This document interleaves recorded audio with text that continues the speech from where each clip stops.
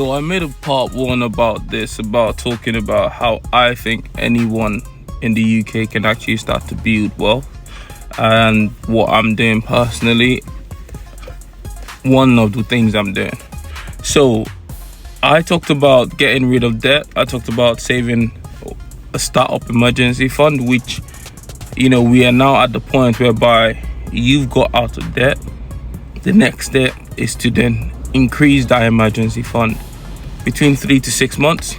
If you got a family, kids, 6 months push.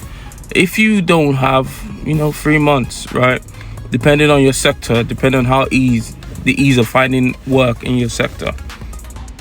I think after this, the next thing should be, if you can, if possible, forget what people are talking about and actually look to get ownership. And the first baseline of ownership would be the house you live in. Now, if you're single, or if you're just a partnership, like husband and wife, partners as you guys call it, I would say get a 2-bed, whether it's a house or a flat. You understand, go deep. This is not financial advice, by the way. Deeper research into whether a house or flat is right for you. You know the difference, your situation. Leaseholds, share freeholds, you do your research on that.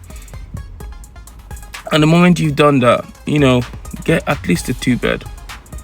Live in one room, rent the other one out. That's called house hacking.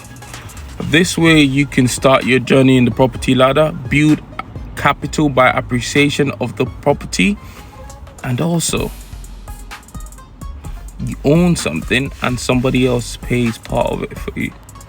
I think that is a scenario that if I weren't in the situation I am in now, I would have done that. But hey ho, times have passed. That's why I talk about things I learn as I go on my journey, and this is something I would have done if I had the opportunity to do over.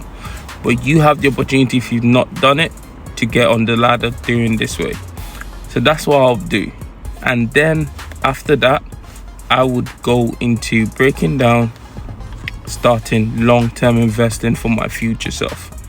Okay, that means I'll start investing in education to increase my income, but also then investing in long-term in the stock market, which is ETF.